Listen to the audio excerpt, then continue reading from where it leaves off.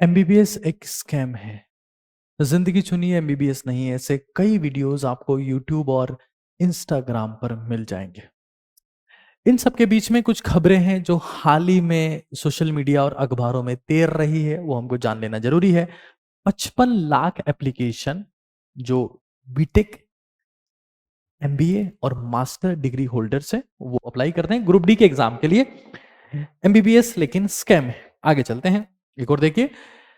93,000 candidate जिसमें से 3700 PhD holders भी हैं, वो एप्लीकेंट है यूपी में चपरासी की नौकरी के लिए।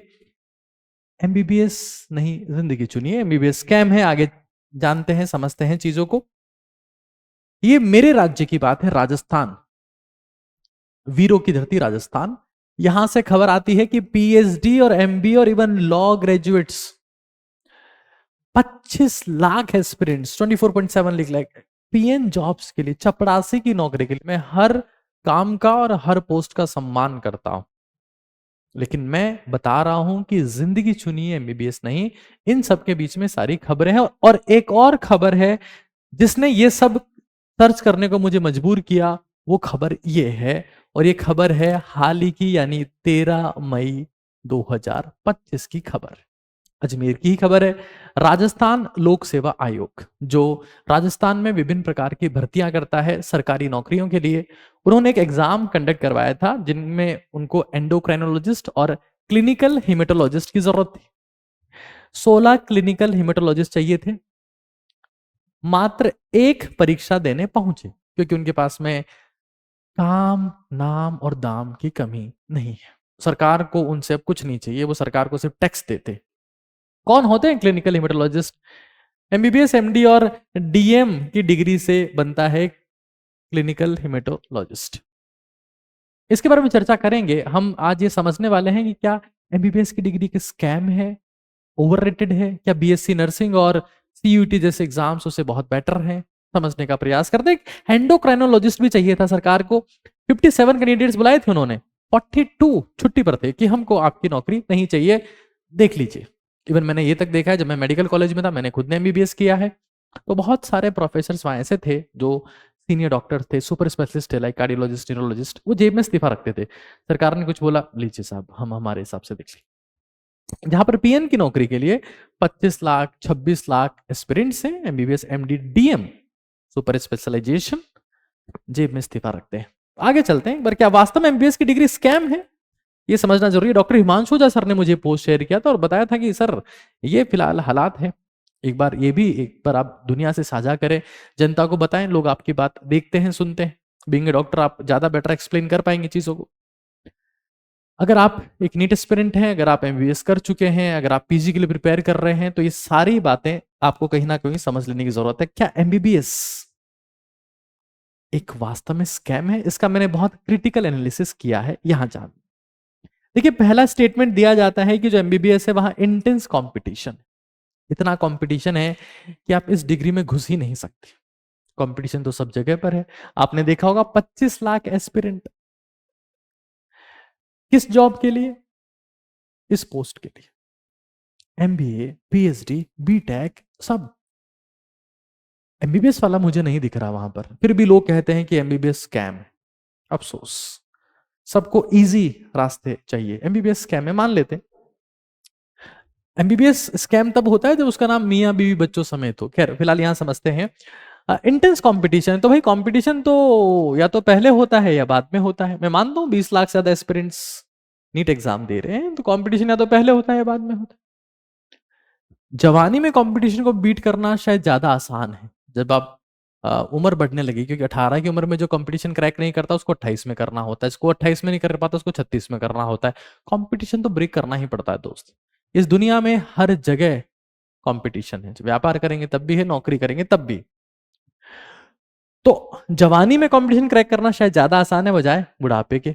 ये स्टेटमेंट जो देते हैं लोग, ये मैं खत्म कर देता हूं। भारत में हर चीज में कंपटीशन है। पियोन में 25 लाख की पोस्ट के लिए ये कंपटीशन नहीं है? बड़ी स्ट्रेंज बात है। लॉन्ग ड्यूरेशन है साहेब। साहेब, एमबीबीएस की डिग्री 5.5 साल की है। इतने में तो इंसान का शादी हो जाएगी, बच्चे हो जाएंगे, बच्चों की शादी हो जाएगी। ऐसी बातें करते हैं। 5.5 साल, नॉर्मल डिग्री 4 साल के आसपास की होती है। एमबीबीएस में 2 डिग्रीज, इट इज BM और इट इज BS यानी bachelor of medicine, bachelor of surgery. इसको कंबाइन करके बनता है MBBS यानी बैचलर ऑफ मेडिसिन और बैचलर ऑफ सर्जरी। MBBS एक डिग्री है, जो एकमात्र डिग्री है दुनिया की जो अपने आप में एक ड्यूल डिग्री है। 5.5 साल तो काफी लंबा ड्यूरेशन होता है। हम तो हमारे पोते की शादी कर देंगे तब तक, कैसी बातें करते हैं आप लोग। 12th पास करके 5.5 साल में तो हम लोग अभी उसकी बारात में नाच रहे होते। इतना ज्यादा ड्यूरेशन लगता नहीं है। खैर, MBBS स्कैम। कहते हैं कि भाई पैसा नहीं मिलता है, इतनी बड़ी डिग्री, इतना कंपटीशन क्रैक करके आगे बढ़े, पैसा ही नहीं मिला, ऐसा स्टेटमेंट भी देते हैं। मानते हैं लो इनिशियल अर्निंग्स है, 30,000 भी है, 50,000 भी है, 80,000 भी है, शुरू में पैसा कम मिलता है, चपरासी की पोस्ट से फिर भी ज्यादा है। और MBBS डॉक्टर्स, जो डॉक्टर्स होते हैं वो जिंदगी भर कमाते हैं। एक डॉक्टर का पैन कभी नहीं रुकता है। समय के साथ साथ में डॉक्टर की वैल्यू बढ़ती है, उम्र के साथ साथ में उसका रुतबा बढ़ता है, उम्र के साथ साथ में लोग उसका सम्मान ज्यादा करते हैं। पैन उसका तभी रुकता है जब वो रुकना चाहता है। 80 साल के डॉक्टर्स मैंने प्रैक्टिस करते हुए देखे, 85 साल के डॉक्टर्स मैंने प्रैक्टिस करते हुए देखे, एम्स के रिटायर्ड डॉक्टर, SMS के रिटायर्ड डॉक्टर, मेरी कॉलेज से पास आउट रिटायर्ड डॉक्टर, मैं जहां से पास आउट हूं, सब लोग की प्रैक्टिस ज्यादा बेटर हुई रिटायरमेंट के बाद में। तो उनका पैन कभी नहीं रुकता है भाई। अगर शुरुआती कम है तो जिंदगी भर कमाते हैं वो। 60 साल के बाद लोग किस प्रोफेशन में कमाते हैं, कौन सी नौकरी में कमाते हैं? पियोन की मान लो आपने नौकरी करी, या मान लो XYZ इंस्पेक्टर या कुछ भी आप बने, 60 साल के बाद आप कुछ कमा पाएंगे उसमें? गवर्नमेंट बोल दे कि भाई घर जाओ अपनी पेंशन से खाओ। डॉक्टर के साथ में ऐसा नहीं होता है। वर्क ओवरलोड बहुत ज्यादा, बहुत काम करना पड़ता है। तो भाई जहां काम है वहीं नाम है, और जहां नाम है वहां दाम भी है। इस नाम का फायदा लेकर कई डॉक्टर्स को मैंने पॉलिटिक्स में जाते हुए भी देखा है। कुछ डॉक्टर्स बहुत जबरदस्त काम करते हैं, लोगों से उनके रिश्ते अच्छे बनते हैं, मुस्कुराहट के साथ में ट्रीटमेंट देते हैं, खुशी खुशी, अरे बाबा जी क्या दिक्कत है, ये दवाई लो 2 दिन में ठीक हो जाओगे। वो अपना नाम कमा लेते हैं, लोग उनको नोट देते हैं और बाद में वोट भी देते हैं। मैंने ऐसे बहुत सारे पॉलिटिशियन देखे हैं जिनका बैकग्राउंड डॉक्टरी का रहा है।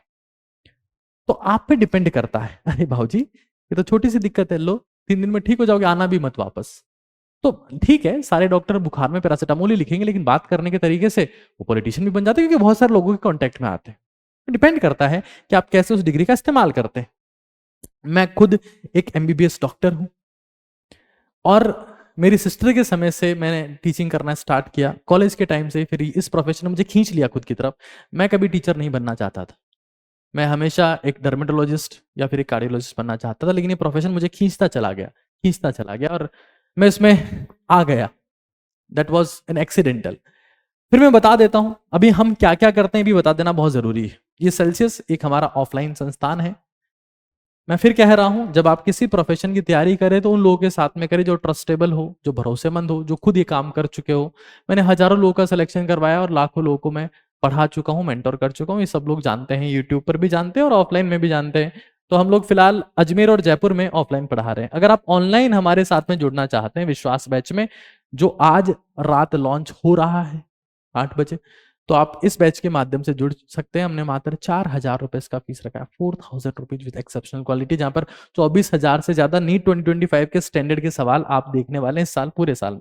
ये हमारा कॉलेज का है, जहां पर आप, अगर आप नीट 2025 में आपके मार्क्स ठीक ठाक है या ठीक ठाक नहीं भी आए हैं, किसी और कोर्स के बारे में आप सोच रहे हैं, तो काउंसलिंग के लिए भाई इंडिया की बेस्ट टीम यहां पर काम कर रही है, in the guidance of doctor Himanshu Ojha sir. और ये आपको लगता है कि नहीं सर हम तो बाहर ही जाएंगे, तो फिर ये भी एक वेंचर हमारा है, आप यहां देख सकते हैं। ये सारा स्क्रीनशॉट ले लीजिए, नंबर आपको आने वाले 3-4-5 महीने तक बहुत ज्यादा काम आने वाले हैं। या फिर सिंपली आप नीट काका जी आप डाउनलोड कर ले, नीट काका जी, जहां पर आपको सब कुछ मिल जाएगा। आगे चलते, ये कहा गया कि साहिब MBBS कर तो ले, लेकिन फिर गांव में जाना पड़ता है, गांव में जाके काम करना पड़ता है, रूरल सर्विस मैंडेट की हुई है। तो भाई यहां समझ लीजिए, अब इसमें क्या है कि जब आप किसी भी स्टेट में जब रूरल सर्विस होती है आफ्टर द MBBS, तो उसको PG में बेनिफिट्स मिलते हैं, नीट PG में कुछ रिजर्वेशन मिल जाते हैं। और साथ में जब आप रूरल एरियाज में काम करते हैं, जब OPD के नंबर ऑफ पेशेंट्स बहुत ज्यादा होते हैं, तो आपको कहीं ना कहीं एक्सपीरियंस मिलता है। एक्सपीरियंस आपको जिंदगी भर काम आता है। मेरे बहुत सारे फ्रेंड्स अभी इस सेगमेंट में हैं, जो रूरल एरियाज में उनकी पोस्टिंग लगी हुई है, दे आर वर्किंग, उनको इतना एक्सपीरियंस मिल रहा है कि वो प्रो लेवल के डॉक्टर हो चुके हैं। वो देखते ही बताया था कि इसको ये दिक्कत है। और मुझे कई लोगों ने ये तक बताया कि भाई हमारा इतना नाम हो गया है, घर में दूध दही छाछ सब्जी कुछ नहीं खरीदते, हम गांव वाले लोग दे जाते हैं, इतने खुश हैं हमसे। तो that I have seen multiple times. तो भाई ये फिर अब आपकी चॉइस है कि क्या एमबीबीएस स्कैम है? अच्छा, ये तो मैं बता रहा हूं लोगों के स्टेटमेंट्स जिनका मैंने काउंटर किया है। अभी मैंने फायदे नहीं बताए, वो भी जान लीजिए एमबीबीएस के क्या क्या फायदे हैं, फिर आपको पता लग जाएगा कि एमबीबीएस स्कैम है कि जिंदगी है, या जिंदगी चुनी एमबीबीएस नहीं चुनना, क्या है समझ में आ जाएगा एक बार, है ना। आगे समझते हैं। बुलाते हैं लोग डॉक्टर्स को, जाते नहीं है वो। आगे समझो एक बार। एमबीबीएस की डिग्री कोई छोटी मोटी डिग्री नहीं है। भारत में जिस डिग्री की सबसे ज्यादा रेस्पेक्ट है वो है एमबीबीएस। ये आपको अच्छे से पता है। बहुत सारे एमबीबीएस लोग डिफरेंट डिफरेंट सेगमेंट में भी आजकल जाने लगे हैं। कुछ लोग एमबीए करते हैं, उसके बाद में पूरा हॉस्पिटल संभालने लगते हैं। कुछ लोग यूपीएससी में चले जाते हैं उसके बाद में। खैर, इस चीज को यहाँ जान लेते हैं एक बार। भारत से की हुई एमबीबीएस की ग्लोबल रिकग्नाइजेशन यूएस यूएसएमएल के थ्रू और यूके पीएलएबी एग्जाम के थ्रू इंडियन डॉक्टर्स को यूएस और यूके में प्रैक्टिस करने को अलाउ करते। इवन ये तक देखा गया कि इंडियन डॉक्टर्स की एक्यूरेसी यूएस के ऑपरेशन थिएटर्स में सबसे ज्यादा है। ये रिपोर्ट के अनुसार सबसे कम मिस्टेक इंडियन डॉक्टर्स करते हैं। हाल ही में जब भारत पाकिस्तान के बीच में तनाव चल रहा था, युद्ध हो रहा था, ऑपरेशन सिंदूर हो रहा था, इंडियन गवर्नमेंट ने कहा था कि जितने पाकिस्तानी यहां से भाग जाओ, मोस्ट ऑफ देम 90% ज्यादा यहाँ मेडिकल टूरिज्म के लिए आए थे, क्योंकि इंडियन डॉक्टर्स की सुपर वैल्यू है। वो ट्रीटमेंट यहाँ करवाना चाहते हैं। पाकिस्तान लोग घाव देते हैं, भारतीय डॉक्टर घाव को भरते हैं। और हमें गर्व है, हमें गर्व है हमारे देश के डॉक्टर्स पर, जिनका पूरी दुनिया में सम्मान के साथ नाम लिया जाता है कि Indian doctor, oh my god, you are super respectable. Even you would have seen Bharat के कुछ डॉक्टर्स ऐसे हैं जिनसे कुछ बॉलीवुड एक्ट्रेस ने भी शादी की है। तो आप समझ सकते हैं कि इंडियन डॉक्टर्स की वैल्यू क्या है, क्या उनकी रेपुटेशन है, क्या उनका सम्मान है। भारत में कुछ ऐसे ऑर्गेनाइजेशन है जैसे एम्स, जो वर्ल्ड लेवल की ट्रेनिंग प्रोवाइड करते हैं। और अगर आप एम्स से पास आउट हैं, आप डॉक्टर हैं, एम्स से पास आउट हैं, तो आपको पासपोर्ट के साथ में एक डबल पासपोर्ट मिल जाता है, that you got the MBBS degree from the AIIMS, that is again pro level passport. फिर भारत में एमबीबीएस करना सुपर अफोर्डेबल है, यानी कि तकरीबन 10,000 से लेकर 1 लाख के बीच आपकी एनुअल फीस होती है, जो एक मोबाइल फोन के खर्चे के बराबर है। इवन ये तक देखा गया है कि ये सारा का सारा अमाउंट गवर्नमेंट आपको इंटर्नशिप के दौरान पे कर देती है। जब मैं एमबीबीएस कर रहा था तो मेरी पर सेमेस्टर फीस 1100 रुपए होती थी। उस वक्त हमको इंटर्न में 3,500 रुपए पर मंथ मिलते थे। मेरी सिस्टर की फीस पर सेमेस्टर 350 रुपए होती थी, और उसको भी इंटर्नशिप में 3,500 रुपए मिलते थे। हम दोनों एक ही मेडिकल कॉलेज से एमबीबीएस की है। फिर कुछ लोगों ने कहा कि नहीं, इंटर्न को बहुत कम पैसा मिल रहा है, पैसा बढ़ाओ, तो 14-15 हजार रुपए कर दिया इंटर्न डॉक्टर्स का, और ये फीस बढ़ा दी। तो कुल मिला के गवर्नमेंट जो है ये फीस थोड़ी सी बढ़ा दी और इंटर्न का पैसा ज्यादा देने लगे। तो कुल मिला के बैलेंस है। आज भी 3-4 हजार रुपए ही आप मानोगे साल के डॉक्टर का खर्चा होता है मेडिकल एजुकेशन के नाम पर। फिर भारत में ग्रेट प्रैक्टिकल एक्सपोजर है। भारत की पॉपुलेशन है, यहां पर आने वाले डॉक्टर्स, यहां पर नंबर ऑफ पेशेंट्स बहुत ज्यादा है, तो किताबों से ज्यादा लोग पेशेंट से सीखते हैं। सिम्टम्स वो वहां देखते हैं, साइंस वो वहां देखते हैं, डायग्नोसिस वो वहां कर पाते हैं। मोस्ट ऑफ जगह ऐसा देखा गया है कि कोई पेशेंट नहीं है, लोग किताबों से पढ़ रहे हैं, रट रहे हैं, और सिर्फ टाइम पास हो रहा है, कोई क्लिनिकल एक्सपोजर नहीं। भारत में डॉक्टर्स को भगवान कहा गया, एवं धरती पर भगवान कहा गया। क्यों ये सब बातें मैं बता रहा हूं, और क्यों जब आरपीएससी ने एग्जाम कंडक्ट करवाया तो वहां पर क्लिनिकल हिमेटोलॉजिस्ट और एंडोक्राइनोलॉजिस्ट एग्जाम देने नहीं आई। समझ लीजिए भारत में सिर्फ 650 एंडोक्राइनोलॉजिस्ट है। कौन होता है एंडोक्राइनोलॉजिस्ट? जो एमबीबीएस, एमडी और डीएम की डिग्री से बनता है, ये होता है एंडोक्राइनोलॉजिस्ट। जो हार्मोनल इंबैलेंस, तो डायबिटीज भी हो सकती है, वो थायराइड के इश्यूज भी हो सकते हैं, उनको ट्रीट करने के काम आते हैं। और ये भारत में सिर्फ 650 है। आईएएस भारत में 5,500 है। भारत में न्यूरोसर्जन 3,000 है। भारत में आईपीएस 5,000 है। भारत में गैस्ट्रोएंट्रोलॉजिस्ट, जो पेट से संबंधित बीमारियों को ठीक करते हैं, एक मेरे कॉलेज टीचर थे, मैंने उनको फोन किया, मैंने कहा कि सर मैं थोड़ा कंसल्ट करना चाह रहा हूँ आपसे। मैं उनके पास चला गया, थोड़ी हंसी मजाक करी, चाय वाय पी, आ गया। इस बीच उनके पास में फोन आया कुछ एक विधायक साहब का।